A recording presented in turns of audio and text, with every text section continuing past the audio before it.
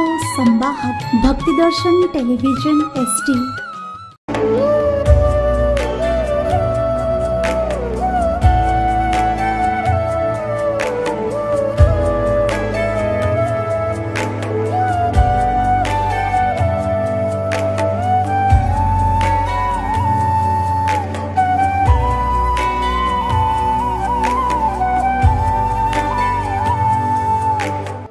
शताब्दीौंदेखि चलिआएको सद्भक्तिको यस्तो धारा ऋषिहरू, मुनिहरू, देवताहरू र त्रिदेवहरूले पनि जसको भेद पाएनन्।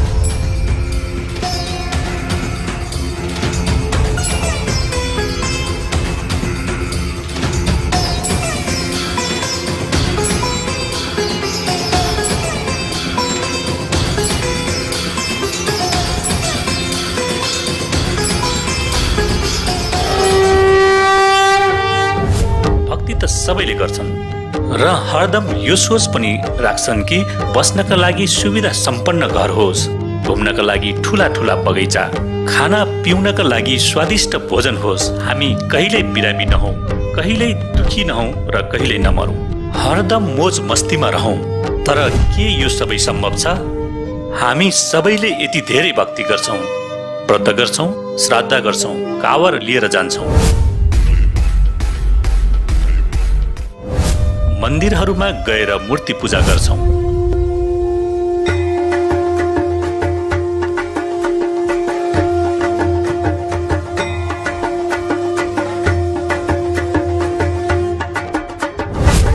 चर्चमा गएर प्रार्थना गर्छौं,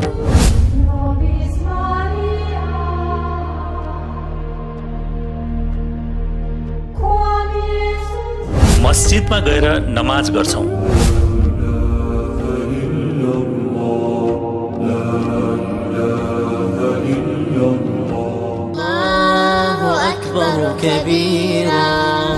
र गुरुद्वाराहरूमा गएर माथा टेक्छौं। नानक नीच कहे विचार तान रूप रहा करता। तर पनि दुखी किन छौं? तर के तपाईलाई थाहा छ त्यो कुन भक्ति हो जुन भक्तिले मीराबाईलाई विष सेवन गर्दा अमृत बन्यो, भक्त ध्रुव र प्रहलादको रक्षा गर्यो, अन्धाले आँखा र बहिराले कानले सुने, कोडीले काया अर्थात् शरीर पाए, दुखीहरूले सुखी जीवन पाए, मर्ने अवस्था भएकाले नयाँ जीवनदान पाए र असाध्य रोगहरूको निवारण। मेरो सबभन्दा पहिलो प्रथम पाठे घरको समस्या थियो। 16 वर्षसम्म मैले पाठे घरको समस्या झेलेँ। दोस्रो मेरो दुईटै खुट्टा यत्रो म 2 वर्षमा उठ्न सक्दैन थिएँ। म बस्न खुट्टा मैले 2 वर्ष भए खुट्टा खुम्च्याएर नबसेको। अनि तेस्रो मेरो 21 वर्ष पेट दुखेको भएको थियो। मलाई 8 वर्षमा मैले सुतेको थिइनँ। म 2 घन्टाभन्दा सुत्दिनँ। मैले सन्त रामपालजी महाराजको शरणमा गएपछि अपरेसन गर्न नि परेन, औषधि खान पनि परेन। उहाँले दिएको दीक्षा मन्त्रले र उहाँको आशीर्वादले हामीलाई सबै ठिक भयो। भक्ति सबैले गर्छन्, तर उपरोक्त लाभ सद्भक्तिले मात्र प्राप्त हुन्छ। आज पनि सद्भक्ति गर्ने हजारौं लाखौं मानिसहरूलाई शास्त्र अनुसार भक्तिको अद्भुत लाभ प्राप्त भइरहेको छ। आउनुहोस् जानौं यस्तै लाखौं मध्ये एक सद्भक्ति गर्ने श्रद्धालुको अनुभव। नमस्कार सर। नमस्कार हजुर। तपाईको नाम के होला? मेरो नाम डिलिराम नेउपाने हो। डिलिरामजी, तपाईको घर कहाँ पर्यो? मेरो घर पोखरा महानगरपालिका वडा नम्बर 20 भलाममा पर्छ। तपाईले सन्त रामपालजी महाराजबाट मन्त्र दीक्षा कहिले प्राप्त गर्नुभयो?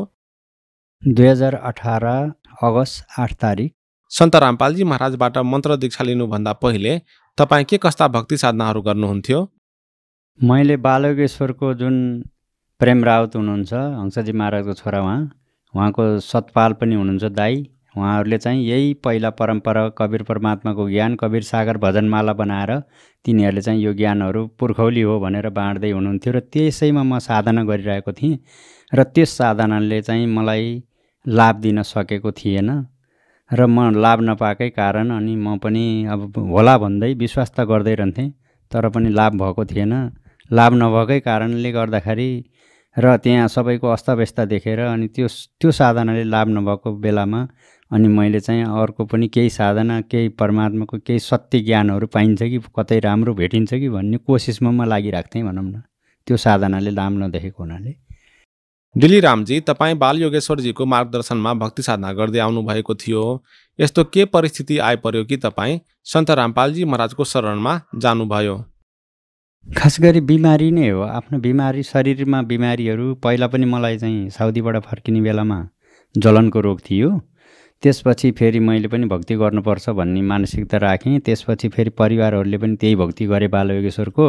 त्यसपछि हामी दुइटै उपदेशी भएर भक्ति गऱ्यौँ, तर पनि त्यहाँबाट केही लाभ पाइएन। झन् उल्टो चाहिँ हामीलाई चाहिँ के भयो भन्दा लाभको बजाय झन् हानि भएको देखियो। त्यसपछि अनि त्यो लाभ नभएकै कारणले कसो गरेर होला, के गरेर होला भन्ने मनमा शङ्का लागिरहेको थियो र म खोजी पनि रहन्थेँ, कतै भेटिन्छ कि अझै ठुलो भगवान्, कतै गुरुहरू पनि सत्य भेटिन्छ कि भन्ने आशामा रहिरहेको थियौँ। त्यस समय साधना गर्दा पनि अब साधना लाभदायक नदेखेका कारणले उनीहरूले परिणाम, त्यसको परिणाम अरू भक्तहरूलाई पनि लाभ भएको मैले कहीँ देखिनँ। त्यसपछि मलाई विश्वास लाग्न छोडिराखेको थियो हल्का फुल्का, अब यहाँबाट कुनै लाभ रहन्छ भन्ने महसुस भएको थियो। र बालयोगेश्वरको जुन ज्ञान हो त्यो ज्ञानबाट मैले लाभ केही देखिनँ। उनले मुठी सेवा, मासिक सेवा उठाउने, उही पैसा उठाउने, आश्रम बनाउने गर्ने, अनि त्यहाँबाट लाभ भने सत्य ज्ञान भन्ने कुरो रहन्छ भन्ने कुरो त्यहाँबाट लाभ नदेखेको भएर रहन्छ कि भन्ने मलाई लाग्थ्यो। र मैले यो ज्ञान त अहिले सद्गुरु रामपालजी महाराजका म त्यो बेला आएको थिइनँ र अनि पछि चाहिँ मैले चाहिँ खोज्दै जाने सिलसिलामा बल्ल यो लाइनमा आइपुगेँ। त्यो लाइनलाई छोडेँ मैले, त्यहाँबाट लाभ नदेखेर छोडेको मैले। सन्त रामपालजी महाराजको शरणमा कसरी पुग्नुभयो?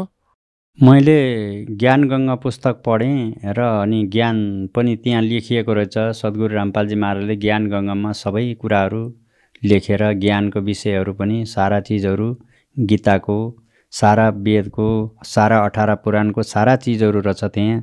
त्यसपछि मैले पढेर हेर्दाखेरि यहाँ सत्य छ होला भन्ने मलाई विश्वास लाग्यो। र अनि त्यो आश्रम कहाँ छ होला भनेर पत्ता लगाउँदाखेरि पोखराको रानीपौवामा छ भन्ने कुरा भएपछि अनि त्यहाँ रानीपौवामा मैले परिवारलाई पनि लिएर आएँ, आफू पनि आएँ नाम दीक्षा लिनलाई चाहिँ लिएँ भनौँ। मेरो भक्तमतीले लिनुभयो, मैले पनि लिएँ। सन्त रामपालजी महाराजबाट मन्त्र दीक्षा लिएपछि तपाईँलाई के कस्ता लाभहरू प्राप्त भए?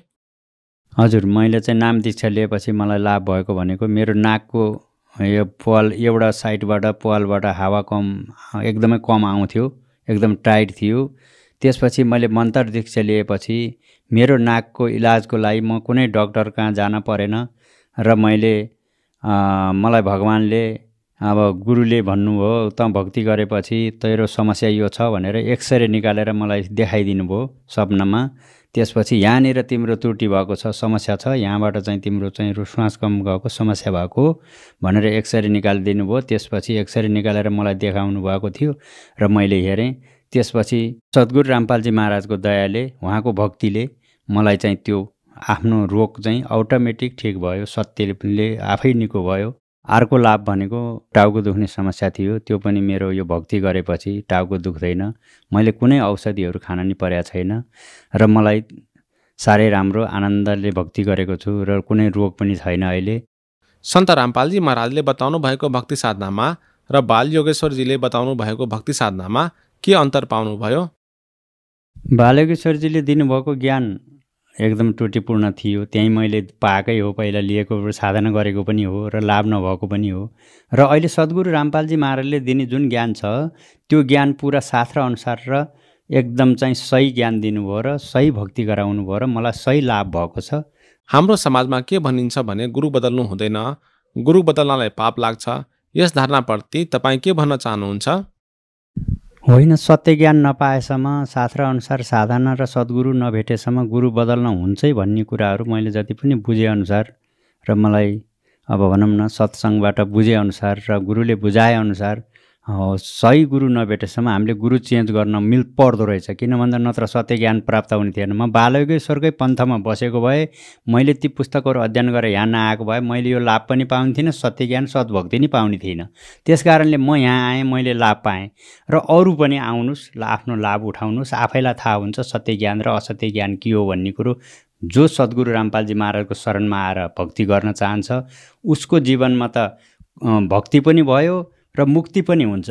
र उनीहरूले चाहिँ किन भन्दा भक्ति त गराउँछन्, मुक्ति गराउन सक्दैन, उनीहरूसँग कम्प्लिट ज्ञान छैन भन्ने कुरो मैले अनुभव गरेको त्यहाँबाट निस्केको भएर त्यो पन्थाको बालयोगेश्वरको पन्थाको पनि मलाई ज्ञान भयो र मलाई सद्गुरु रामपालजी महाराजको पनि ज्ञान भएको हुनाले मैले यो भन्ने कारण के हो भन्दा मैले भएको लाभ अरूलाई पनि होस् र परमात्मा जो सद्गुरु रामपालजी महाराजले दिने ज्ञान बडो राम्रो छ, सुन्दर छ, सत्य छ र यो ज्ञानमा आयो भने मेरो पनि कल्याण भएको छ, अरूको पनि हुन्छ। परमात्माले भक्ति गरेपछि कल्याण गराउने सद्गुरु रामपालजी महाराजले भन्नुहुन्छ सत्सङ्गबाट।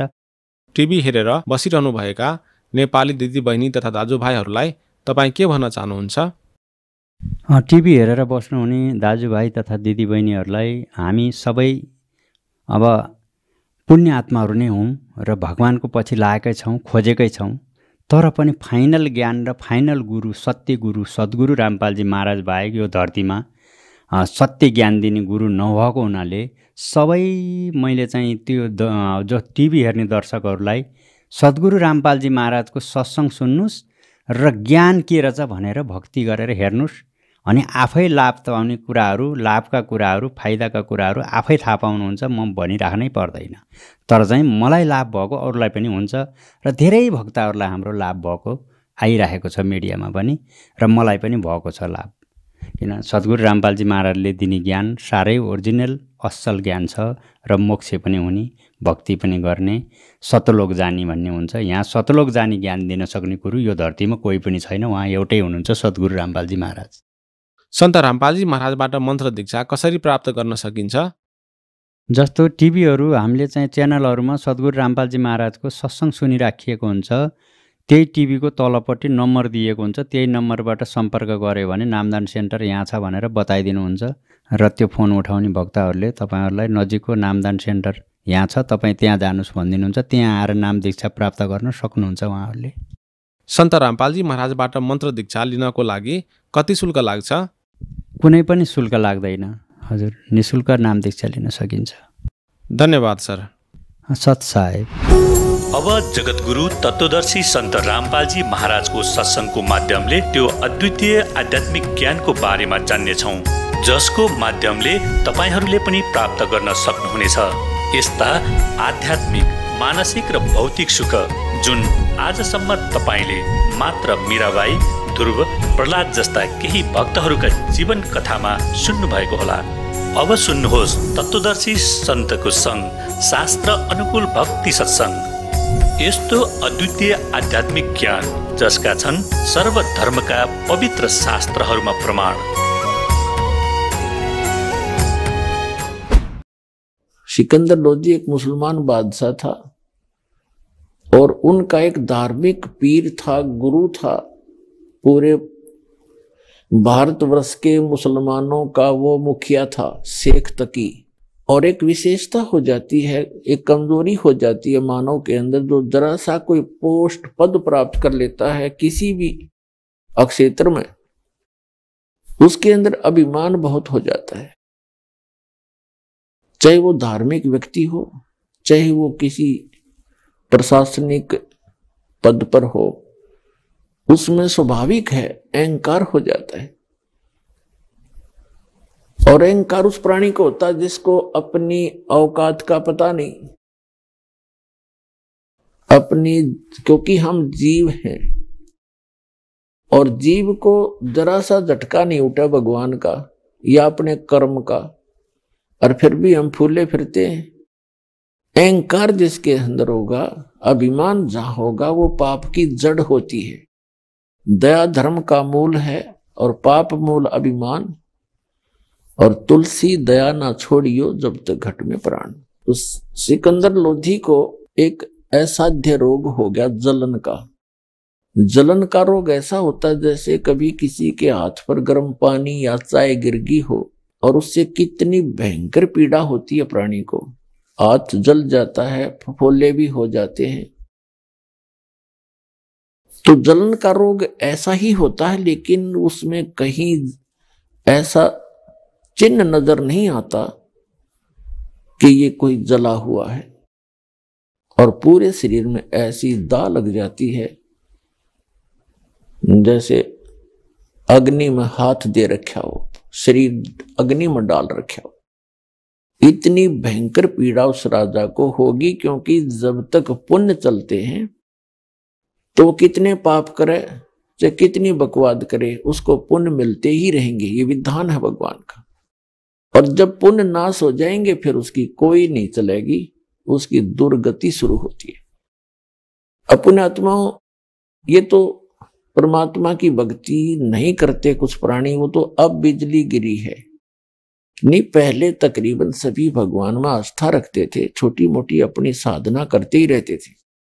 तो वो जैसे सिकंदर लोधी एक मुसलमान राजा था और 5 वक्त की नमाज कंपलसरी होती ही है।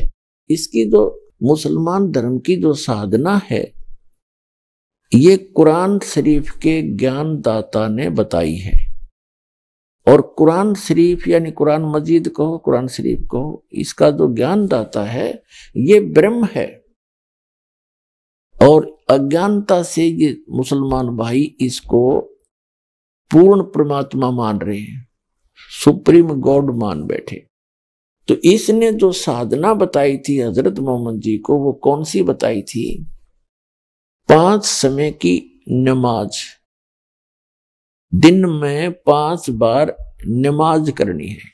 नमाज क्या है? स्तुति है भगवान की, परमात्मा की महिमा का गुणगान करना नमाज बोलते हैं। जैसे हम नित्य नियम करते हैं, सुबह का करते हैं, दोपहर का बता रखा है, शाम का आपको। और फिर ऐसे ही जैसे कई गीता जी का नित्य पाठ करते हैं, वो भी नमाज यानी स्तुति है, प्रार्थना भगवान की। और जप जी का पाठ करते हैं सिख भाई, तो वो भी नमाज ही समझो। 5 वक्त की नमाज और रोजे रखना, इनका एक रमजान का महीना मानते हैं, उस दौरान रोजे रखना, व्रत रखना, जितने भी रख सकता है उसकी अपनी इच्छा है। और बंग देना और ईद बकरीद के त्योहार मनाना। तो ये सभी साधनाएं, ये सभी क्रियाएं मुसलमान धर्म में कंपलसरी है, प्रत्येक मुसलमान करता है। अब जहां तक नमाज है उसका हम समर्थन करते हैं, नमाज अच्छी बात है। जैसे गीता का पाठ करना, नमाज करना, जैसे कई व्यक्ति गायत्री मंत्र जाप करते हैं, यजुर्वेद अध्याय नंबर 36 के मंत्र नंबर 3 के आगे ओम लगा करके उसका बार बार रिपीटेशन करते हैं, उसका आवर्ती करते हैं। तो वो सारा स्तुति है, प्रार्थना है, नमाज है वो। तो उस नमाज से लाभ क्या होगा? ये एक धर्म यज्ञ यानी ज्ञान यज्ञ है। ज्ञान यज्ञ का फल अलग है, उससे मोक्ष नहीं होता। जैसे ग्लूकोज है, ग्लूकोज, एक रोगी व्यक्ति को ग्लूकोज लगाई जाती है, तो ग्लूकोज जो है वो रोग नाश नहीं करती, शरीर को कुछ सहारा अवश्य देती है। और हमारा रोग नाश होगा तो ग्लूकोज कितनी चढ़ा लो, कितनी लगा दो, उससे कोई लाभ नहीं होना। वो जितना होना है वही होगा, लेकिन रोग नाश नहीं हो सकता। उसके लिए अलग ट्रीटमेंट है, इंजेक्शन, टैबलेट्स, गोलियां। तो वो मुसलमान समाज में नहीं है, वो गोली इंजेक्शन नहीं है। और जैसे हिंदू समाज के अंदर भी वो गोली इंजेक्शन कंप्लीट नहीं है। जैसे कुछ एक तो ओम नाम जपते हैं, कोई हरिंग हरिंग करता रहता है, कोई अन्य जाप करते हैं, तो वो मंत्र सही नहीं है। सही मंत्र है इस विश्व के मानव के कल्याण के लिए। कंप्लीट एक ही कोर्स है और सबको एक ही रोग है, जन्म और मृत्यु का। तो उसके लिए केवल एक कंप्लीट कोर्स है जो इस दास के पास उपलब्ध है, तो उससे आपका मोक्ष होगा। तो वो क्या करते हैं, 5 समय की नमाज कर ली और फिर रोजे रख लिए, व्रत रख लिए। रोजे माने व्रत, और बंग माने ऊंचे सुर में आवाज पुकारना परमात्मा को। तो ये सारी क्रियाएं किया करते थे, क्योंकि ये न तो पाप नाशक है ये क्रियाएं, ना ये मोक्षदायक है। क्योंकि ये किसकी बताई हुई है? ये सरपुरुष की बताई हुई है। ये गीता ज्ञान दाता भी वही है, कुरान शरीफ का ज्ञान दाता भी वही है, वेद का ज्ञान दाता भी वही है, और बाइबल का भी ज्ञान दाता वही है। बाइबल के अंदर 3 पुस्तकों का संग्रह है, होली बुक, तौरात, जबूर और इंजिल, और चौथी उनकी कुरान है। तो वो चारों कतेब और चारों वेद मिलता जुलता ज्ञान है। चारों वेदों का सारांश श्रीमद् भगवद गीता में। उन चारों कतेबों में इतनी कमी है, कौन सी? तौरात, जबूर, इंजिल और कुरान के अंदर, कि उसमें कोई मंत्र जाप करने का नहीं है। वो केवल नमाज पर जोर रखते हैं और कुरान शरीफ यानी अपनी अपनी इन चारों पुस्तकों को पढ़ते हैं। तो ये ज्ञान यज्ञ है। तो उस ज्ञान यज्ञ के करने से लाभ तो मिलता है, लेकिन ना तो पाप का नाश हो सकता। पाप के नाश बिना हमारा प्रारब्ध यानी जीवन किस्मत में जो दुख है वो कट नहीं सकता, और पाप कटे बिना सुख नहीं हो सकता। जैसे किसी के पैर में कांटा लगा हो और उसको ये बता दिया किसी ने कि आपके पैर में कांटा लगा है, और वो निकला नहीं, निकालने का कोई साधन नहीं है। उस व्यक्ति को कोई ये कहे कि कांटा निकल नहीं सकता और जूता पहन ले, भविष्य में कांटा नहीं लगेगा, तो क्या वो जूता पहन सकता है?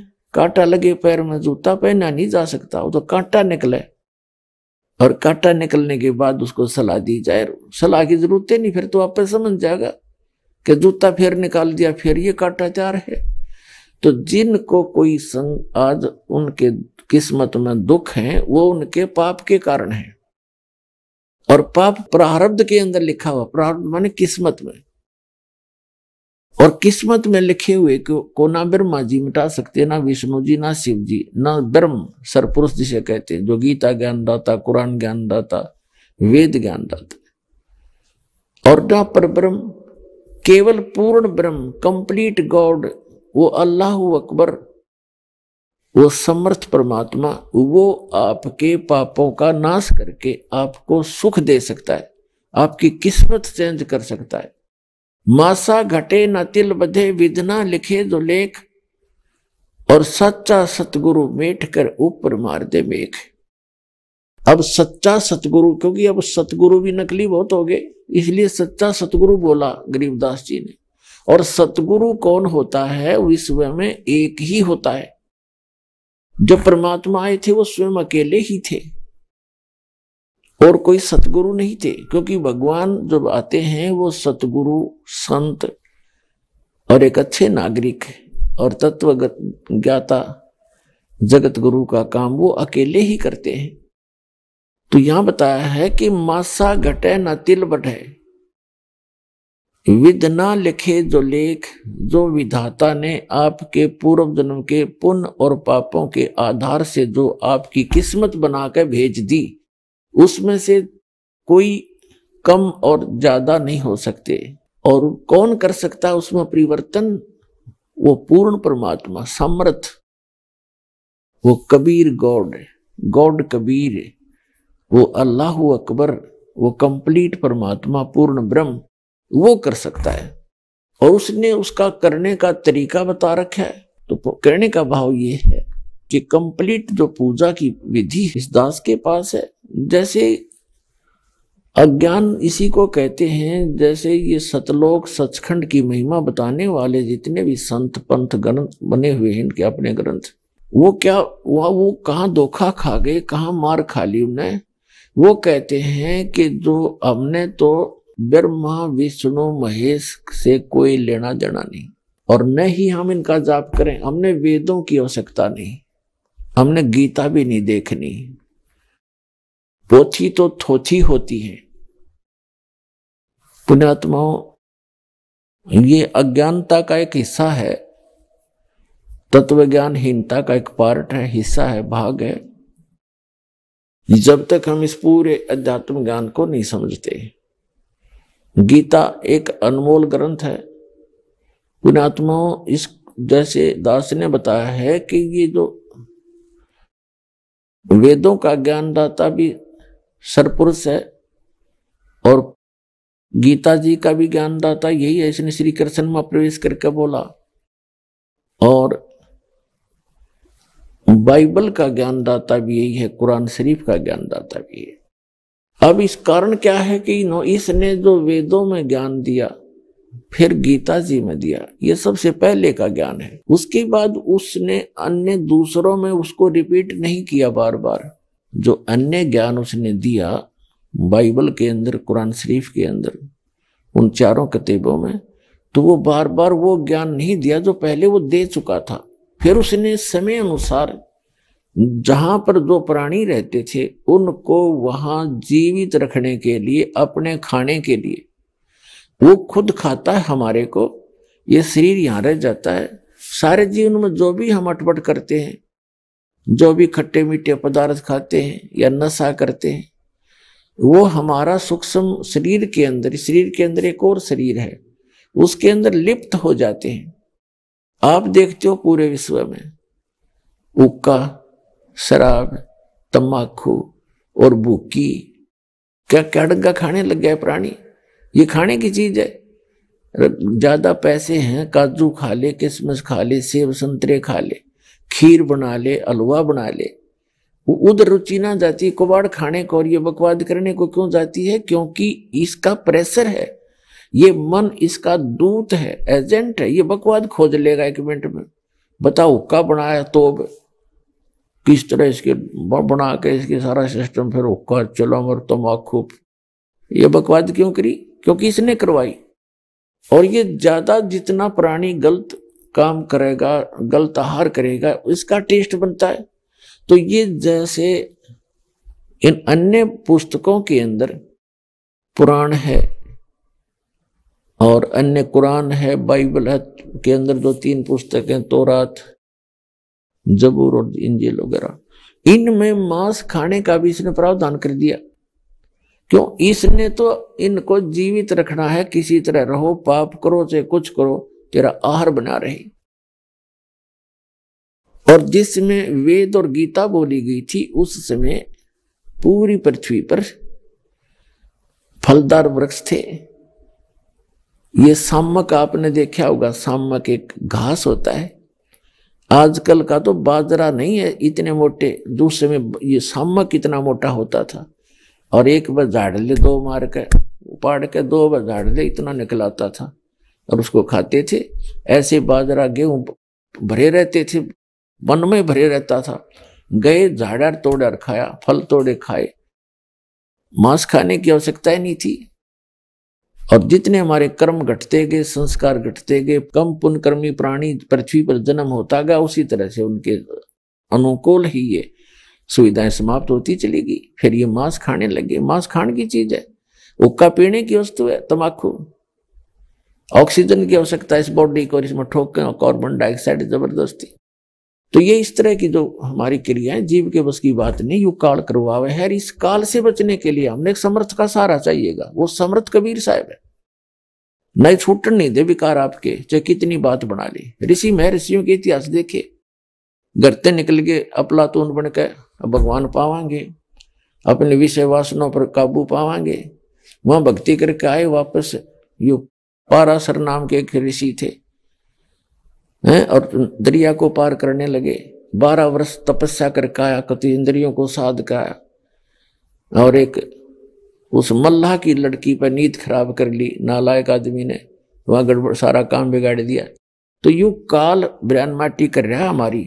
हमने ना सदभक्ति करने देता, बकवाद हम लाए रखे, ना हमने नेक नीति से रहने देता, कोई ना कोई को बद करवा के छोड़े। जब हम समर्थ की शरण में आ जाएंगे, इस मन की लगाम काट देगा, बांध देगा इसको, जकड़ देगा इसको इतना जबरदस्त कि बकवाद सोचेगा तो कर नहीं सकता, क्योंकि इसको तुरंत दिखाई देगा ये कर रहा है तेरे साथ, ऐसे बन जाएगी।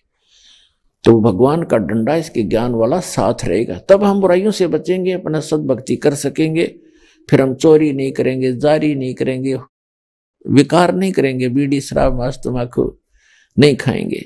तो भगवान और सदभक्ति करेंगे, सत साधना करेंगे, तो इस पुनः पृथ्वी पर हरा भरा कर देगा। 2 मिनट लगे उसने, कि देरी लगे, 10 मिनट में सारा पानी बरसा दे, और वर्षा हुई, मौज हुई। तो इस प्रकार उस परमात्मा को भूलकर हम गलत साधना करते रहे।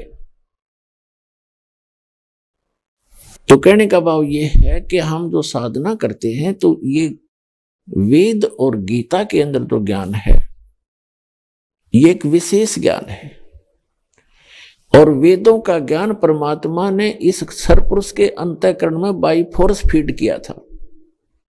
वेद ज्ञान 5 वेद दिए थे दाता ने। जब इसके अंतःकरण से ये 5 वेद बाहर आए समय आने पर, जैसे परमात्मा ने सतलोक से इसके शरीर में ये 5 वेद वहां से फैक्स कर दिए।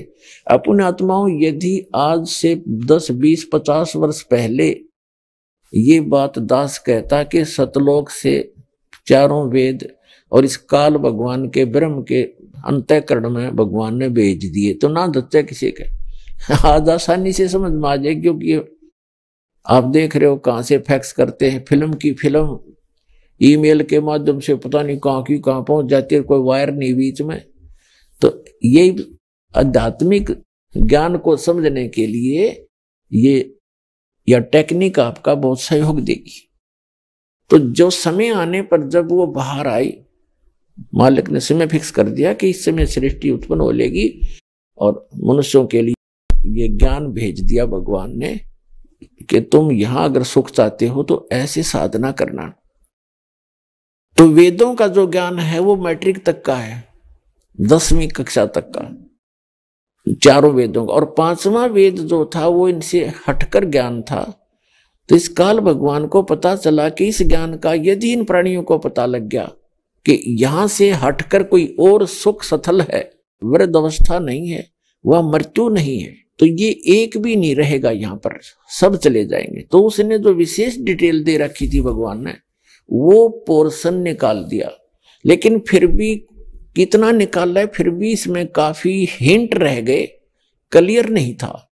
जैसे गीता अध्याय नंबर 18 के श्लोक नंबर 62 में गीता ज्ञानदाता कहता है कि अर्जुन तू सर्वभाव से उस परमेश्वर की शरण में जा, उसकी कृपा से तू परम शांति को और सनातन परम धाम को प्राप्त होगा। अब 8वें अध्याय के प्रथम मंत्र में अर्जुन ने पूछा कि आप जी ने 7वें अध्याय के 29वें मंत्र में श्रीमद् भगवत गीता में बताया है कि तत्ब्रह्म को जानकर सारे अध्यात्म से परिचित प्राणी, सब कर्मों से परिचित व्यक्ति, साधक केवल जरा और मरण से छूटने का ही प्रयत्न करता है, वो यहाँ की किसी वस्तु की डिमांड नहीं करता। तो वो किम तत्ब्रह्म, 8वें अध्याय के प्रथम मंत्र में पूछा वो तत्ब्रह्म कौन है, क्या है? तो उसने हिंट दे दिया 8वें अध्याय के 3रे मंत्र में कि वो परम अक्षर ब्रह्म है, वो गीता ज्ञानदाता से अन्य है, वो सुप्रीम पावर है, वो कंप्लीट गॉड है, पूर्ण परमात्मा है। तो उसका ज्ञान गीता ज्ञानदाता को नहीं और वेद ज्ञानदाता को नहीं, क्योंकि गीता ज्ञानदाता, वेद ज्ञानदाता, कुरान शरीफ का ज्ञानदाता, तौरात, जबूर और इंजिल यानी बाइबल का ज्ञानदाता वही है।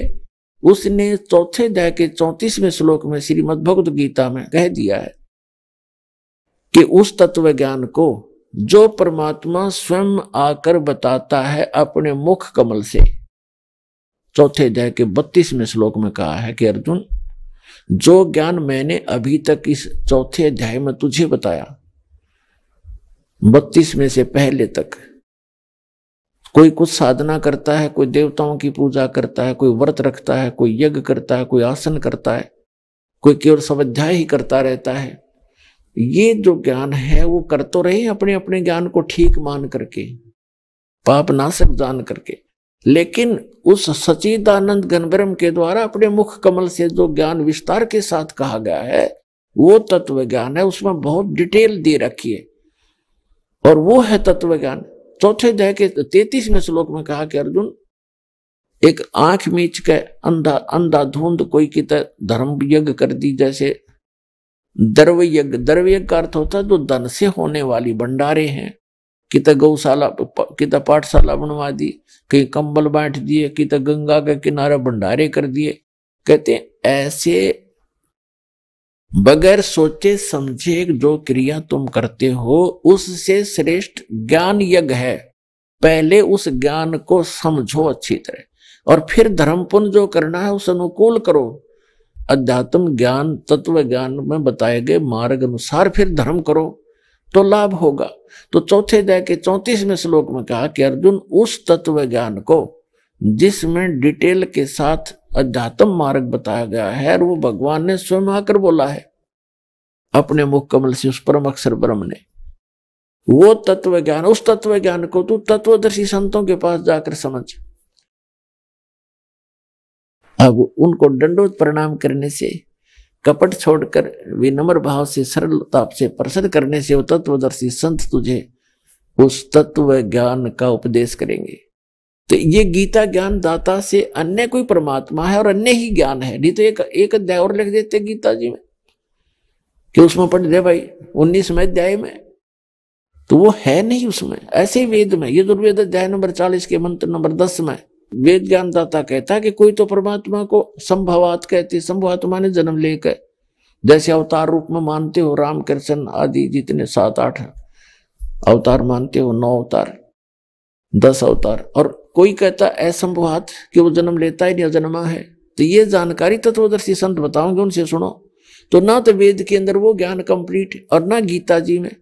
ऐसे ही कुरान शरीफ के सूरत फुरकानी 25 नंबर चैप्टर है वो, तो उसकी आयत नंबर 52 से 59 में बताया है हजरत मोहम्मद को कुरान शरीफ का ज्ञान दाता कह रहे हैं कि जो कबीर नामक अल्लाह है, कबीर अल्लाह है, उसके विषय में ये काफिर लोग नहीं मानते, उसको भगवान नहीं मानते। और आप भी उनकी बातों में मत आना, और मैं जो तुझे हिदायत दे रहा हूं, दलील दे रहा हूं, इस पर विश्वास रख और इस पर ईमान ला। ये पूर्ण परमात्मा है, ये बड़ा भगवान, वो बड़ा कहते हैं कबीर को, ये अल्लाह बड़ा है, ये अल्लाह कबीर है। और इसी ने 6 दिन में सृष्टि रची, 7वें दिन तख्त पर जा बैठा। ये अपने बंदों के गुनाहों का नाश करने वाला है। और उसकी खबर किसी बाखबर से पूछो,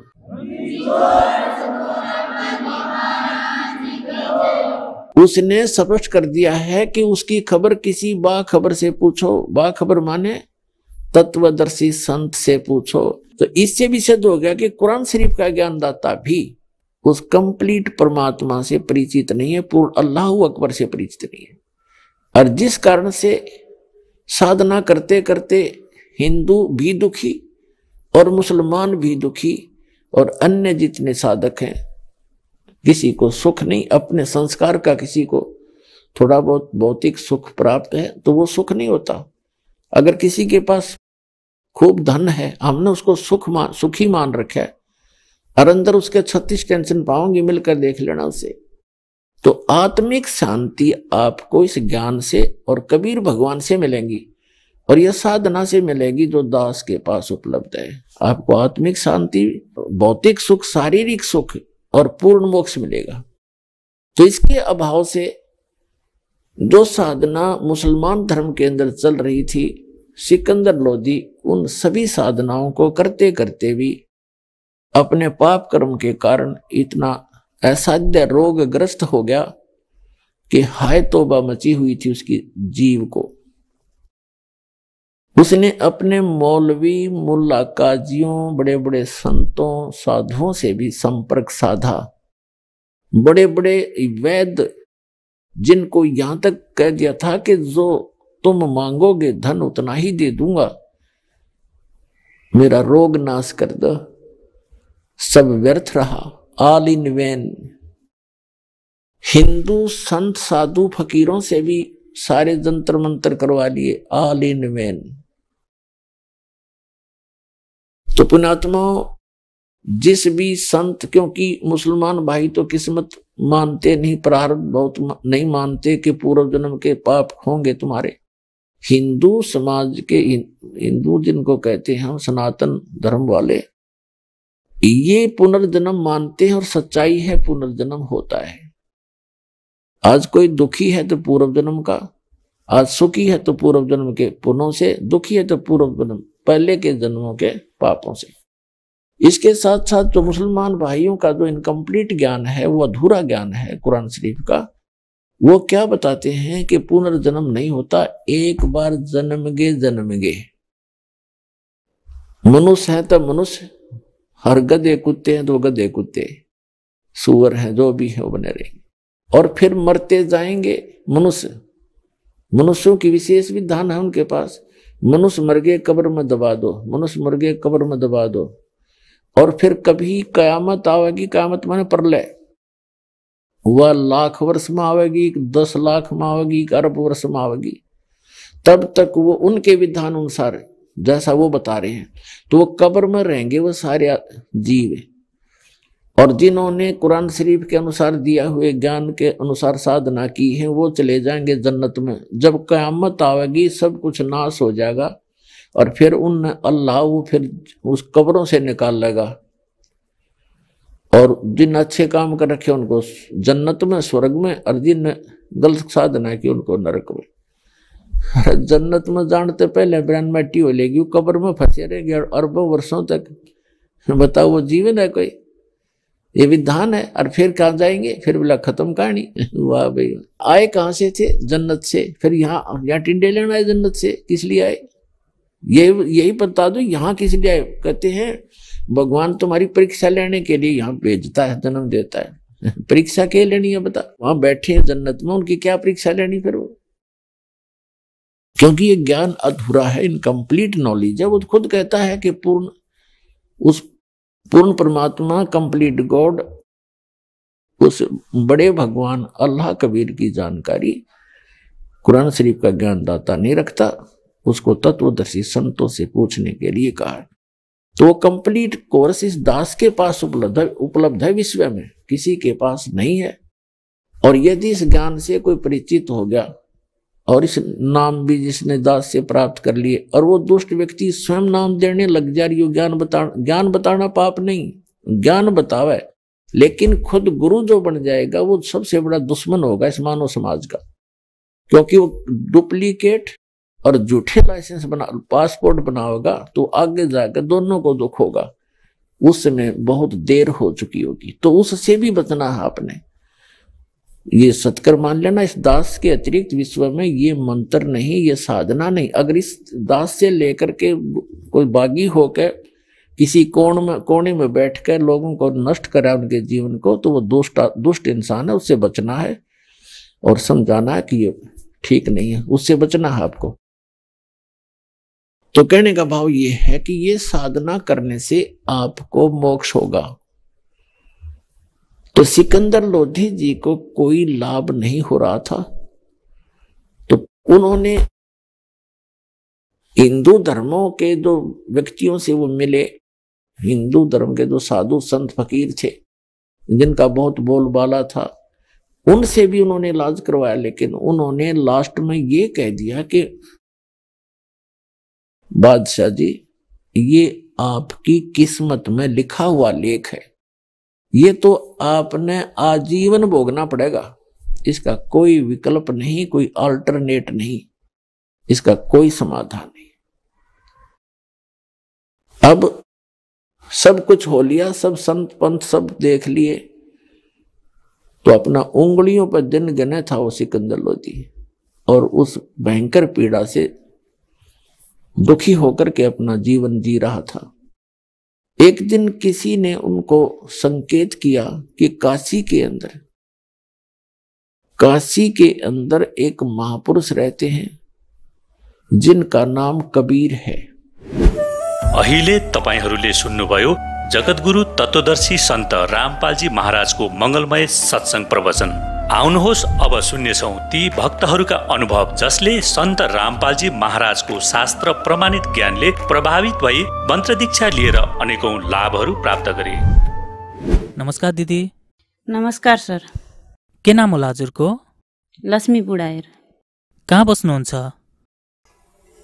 नेपाल जिल्ला डडेलधुराको पोखरामा बस्छु म। सन्त रामपालजी महाराजजीबाट मन्त्र दीक्षा कहिले प्राप्त गर्नुभयो? अप्रेल 2012 मा। सन्त रामपालजी महाराजजीबाट मन्त्र दीक्षा लिनुभन्दा पहिले हजुर कसको भक्ति गर्नुहुन्थ्यो?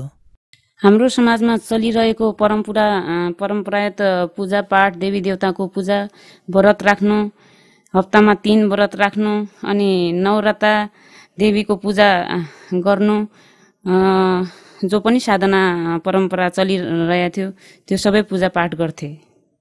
लक्ष्मीजी, हजुर परम्परागत देवी देवताहरूको पूजापाठ र व्रतहरू गर्दा गर्दै सन्त रामपालजी महाराजजीको शरणमा किन र कसरी जानुभयो? म यति भक्ति गर्दा गर्दै यिनी देवी देवताहरूबाट भक्ति गरेर यिनीहरूले सुख देलान्, मुक्ति देलान्, यो मैले परमात्माको दयाले सोचेको पनि थिएन। यिनीहरूमा जति पनि शक्ति और भक्ति छ, यिनीहरूमा जति पनि शक्ति भक्ति छ, मलाई परम सन्त मिलाउनलाई मात्र सहयोग गरिदिउन् भन्ने मेरो उद्देश्य पनि त्यही थियो। अनि परमात्माको दयाले यस्तो गर्दा गर्दै मलाई मालिकले मेरो पसलमा म सिलाइ काम गर्थेँ, पुस्तक भेज्नुभयो, ज्ञानगङ्गा पुस्तक। मैले सोचेँ कि यिनी देवी देवताकै कारणले मैले पुस्तक पाएँ। अनि तुरन्तै देवी देवताहरूको साधना छोडेपछि यो पुस्तकै गायब गरिदिन्छन् कि भनेर म डराएर यिनीहरूको पूजापाठ गर्न मैले छोडेन। परमात्माको दयाले मैले भनेको थिएँ कि यदि मलाई परम सन्तसँग भेट गराउँछन् भनेपछि दुर्गा माताको म जागरण लगाउँछु, जति पनि खर्च हुन्छ त्यो म गर्छु, पुरा बेहोर्छु, जति पनि मेरो कमाइ छ म त्यो माथि खर्च गर्छु भनेर मैले भनेको थिएँ। अनि परमात्माको दयाले मैले अरू त केही पनि गर्न सकिनँ। 12 दिनको त्यो नवरताको बेला 9 दिनको जागरण लगाउने, जागरणमा जागरण लाउँदाखेरि के गर्नुपर्छ त्योभन्दा पहिला म सन्त रामपालजी महाराजजीको शरणमा गएन। किनकि यदि म सन्त रामपालजी महाराजजीको शरणमा जान्छु भनेपछि देवी देवताको पूजा गर्नु परमात्माले मना गर्नुभएको छ। तर यो थाहा थियो मलाई कि परमात्माले देवी देवताको पूजा शास्त्र अनुकूल प्रमाणित गरेर एउटै भगवान पूज्य देव छन् भनेर बताउनु भएको छ भनेर मलाई यो विश्वास थियो मालिक बाँड्थे। तर यो पुस्तक मिल्ने यिनी देवी देवताको रहेम हो भनेर मैले यिनीहरूकै मानेर यिनीहरूकै शक्तिले मलाई मिल्यायो भनेर मैले यो सोचेर परमात्माको शरणमा जान 1 वर्ष ढिलो गरेँ। अनि मालिकको शरणमा ज्ञान बुझेको दिनदेखि, पुस्तक पढेको दिनदेखि मैले त्यो दिनदेखि नै देवी देवताको पूजा गर्न छोडेँ। सन्त मलाई मिलुन् भनेर म देवी देवताको पूजा गर्थेँ।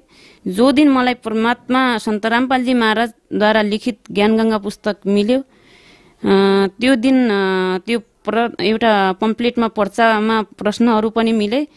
त्यो दिन त्यो पम्पलेटको पर्चा देखेर मलाई साह्रै सन्तोष भयो अनि सन्तुष्टि पनि भयो कि यो पुस्तक लेख्ने आम इन्सान हुनु सक्दैन।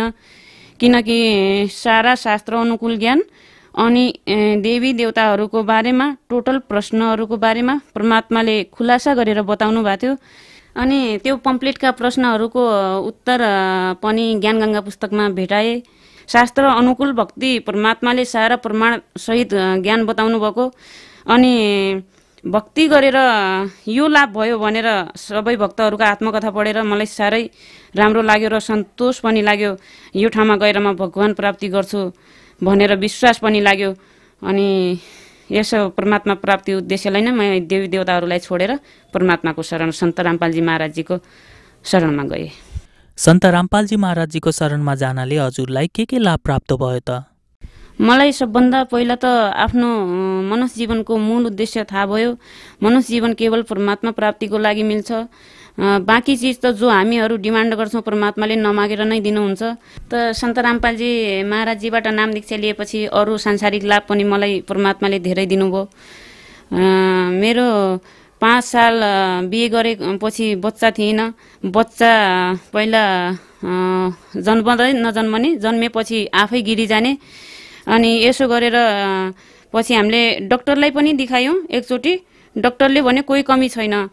बच्चा नभएपछि फेरि सन्त रामपालजी महाराजजीबाट दीक्षा लिएपछि भक्ति गरेपछि धेरै चिज हुन्छ, सबै लाभ हुन्छ भनेर मलाई भन्ने।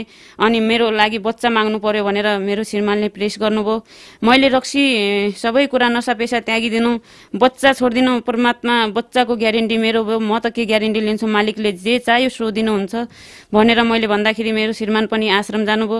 आश्रम गएर नाम दीक्षा लिनुभयो। नाम दीक्षा लिएर फर्स्टैचोटि प्रार्थना गर्नुभयो, गुरुजी मलाई बच्चा चाहियो भनेर। परमात्माले आशीर्वाद दिनुभयो। परमात्मा सन्त रामपालजी महाराजले आशीर्वाद दिनुभयो। त बच्चा हुँगे बेटा तेरे भनेर भन्नुभयो। त परमात्माको दयाले त्यही दिनदेखि बच्चा अनि फेरि रोकिएर 1 सालपछि परमात्माले मलाई एउटा छोरी दिनुभयो।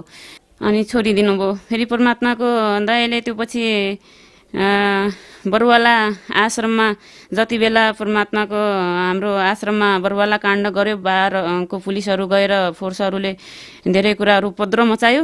त्यति बेला म पनि त्यहीँ उपस्थित थिएँ। उपस्थित हुने बेला सानो त्यो छोरी 15 महिनाको थियो। त्यति बेला 15 महिनाको छोरी 15-20 जनाको तल पर्यो।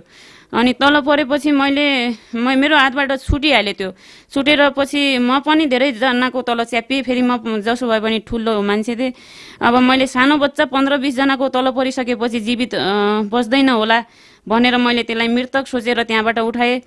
मृतक सोचेर उठाउने बित्तिकै माथिबाट अमृतजलको डब्बा त्यहाँ आश्रमबाट भगतजीले दिनुभयो। त्यो मेरो हातमा पर्यो। मैले सोचेँ कि यसलाई लगेर काहीँ न काहीँ दाह संस्कार जसो तसो पनि गरिदिउँला भनेर त्यहाँबाट उदाउँदाखेरि उसलाई अमृतजल मुखमा हाल्दाखेरि अमृतजल खान लाग्यो।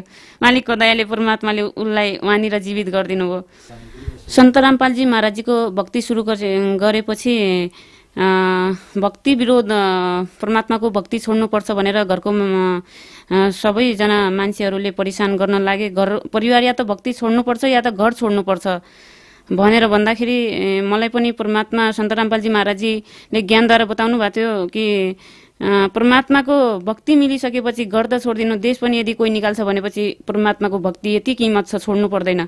यो परमात्माले भनेको मलाई हृदयमा जम्या थियो। अनि म परमात्माको दयाले डगमग मालिकले मलाई हुनु दिनु भएन।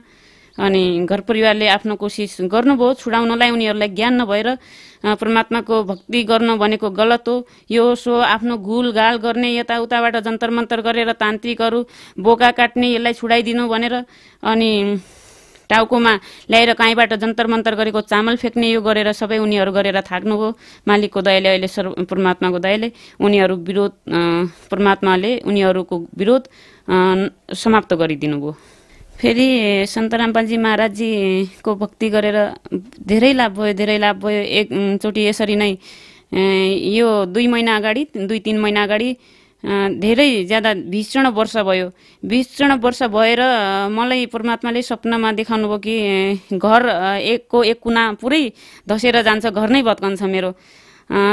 त्यसै दिन परमात्माको दयाले आँगन पुरै गयो घरको, मतलब घर बच्छ भन्ने। घरमा पनि म 2 दिन अर्कोको घरमा गएर बसेँ। अब घरै जान्छ मुस्किलले। मालिकले मलाई घर पनि परमात्माले दिनुभएको हो। म भाडामा बस्थेँ, परमात्माको दयाले मलाई एउटा मालिकले बस्ने घर पनि दिनुभएको छ। त्यो घर पनि अब मालिक, म घरमा बसिरहेको थिएँ 2-3 वर्षसम्म आफ्नो भक्ति गरिरहेको थिएँ। अब मलाई अर्कोको घरमा बस्नु, माछा मासुको गन्दगी आउँछ भनेर मलाई चिन्ता लाग्यो, अर्कोको घरमा बस्नु पर्यो।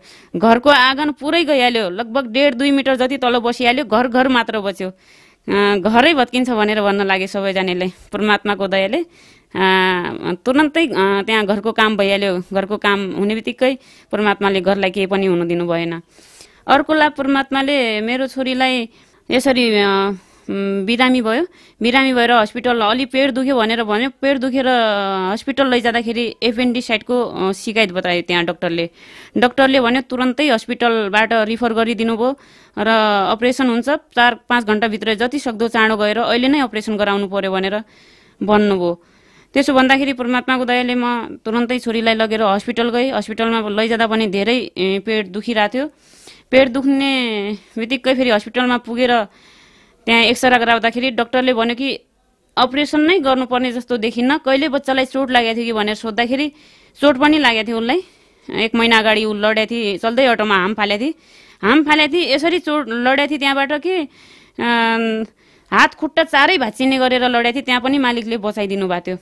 फेरि परमात्मा जब त्यहाँ एपेन्डिसाइटको शिकायत देखियो त्यहाँ पनि अपरेसन गर्नु परेन। सन्त रामपालजी महाराजजीको दयाले बगैर अपरेसन त्यहाँबाट ठिक भयो। जब अपरेसन गर्नु परेन भनेर मैले घरमा फोन गरेँ अनि त्यहाँबाट मेरो श्रीमान पहिला घोर विरोध गर्नुहुन्थ्यो। मालिकको दयाले भन्नुभयो कि तेरो गरेको भक्तिले, परमात्माको दयाले, सन्त रामपालजी महाराजजीको गुरुजीको कारणले छोरीलाई अपरेसन गर्नु परेन, यो तेरो भक्तिको। मैले जाँदाखेरि एपेन्डिसाइट पोजिटिभ देखियो। जब तिमी हस्पिटल लगेर गयो त गुरुजीले निको गरिदिनु भयो। अर्को लाभ परमात्माले मेरो बुवाको 3 वर्षको उमेरसम्म नसा ठोकेर खानुभयो। बुवाले रक्सी, चुरोट, बिडी, खैनी सबै चिज नसा खानुहुन्थ्यो। भाङ, गाँजा, आदर सबै चिज नसा गर्नुहुन्थ्यो बुवाले। अनि त्यो पछि यसरी नसा गर्नुहुन्छ के गर्ने भनेर दाइले परिशान भएर बुवाले चोरेर जमिन पनि बेचिदिनु भएको थियो। 50 लाखको हुने जमिन 40 लाखमा चोरेर बिक्री गरिदिनु भएको थियो। त्यो पनि नसा नै खाने उद्देश्य उनको थियो।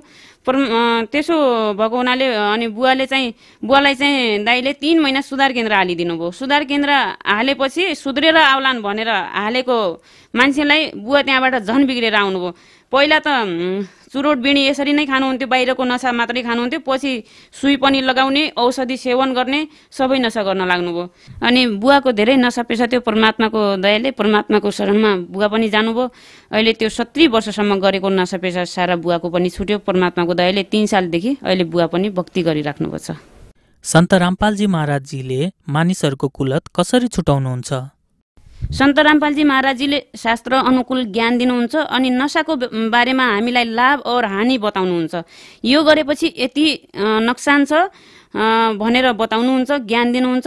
ज्ञानद्वारा नै परमात्माले छुटाउनुहुन्छ। फेरि दीक्षा दिनुहुन्छ। दीक्षा रूपी जो मन्त्र दिनुहुन्छ परमात्माको नसा एटोमेटिकली छुटिहाल्छ त्यो नसा। यदि कसैले सन्त रामपालजी महाराजजीबाट मन्त्र दीक्षा लिन चाहनु भएमा उहाँहरूले सन्त रामपालजी महाराजजीबाट मन्त्र दीक्षा कसरी प्राप्त गर्न सक्नुहुन्छ? सन्त रामपालजी महाराजजी को ज्ञान विभिन्न च्यानलहरूमा चलिरहेछ। त्यो च्यानलहरूको तल पेलोपट्टिमा त्यहाँ नम्बरहरू हुन्छन्। नम्बरहरूमा सम्पर्क गरेर कन्ट्याक्ट गरेर नजिकको नाम दीक्षाको नम्बर लिएर त्यहाँबाट परमात्माको सन्त रामपालजी महाराजजीबाट दीक्षा प्राप्त गर्न सकिन्छ। धन्यवाद दिदी। सत साहेब।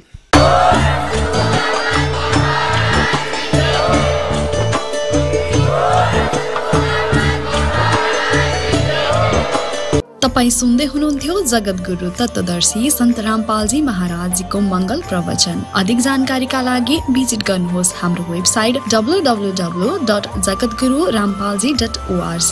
सन्त रामपालजी महाराजजीको शुभ आशीर्वादले पूरा विश्वभरमा 500 भन्दा पनि अधिक मन्त्र दीक्षा केन्द्रहरू छन्, जसमा सन्त रामपालजी महाराजजीद्वारा अनलाइन निशुल्क मन्त्र दीक्षा दिँदैछ। आफ्नो नजिकको मन्त्र दीक्षा केन्द्र पत्ता लगाउनका लागि सम्पर्क गर्नुहोस् 98 511 89 381।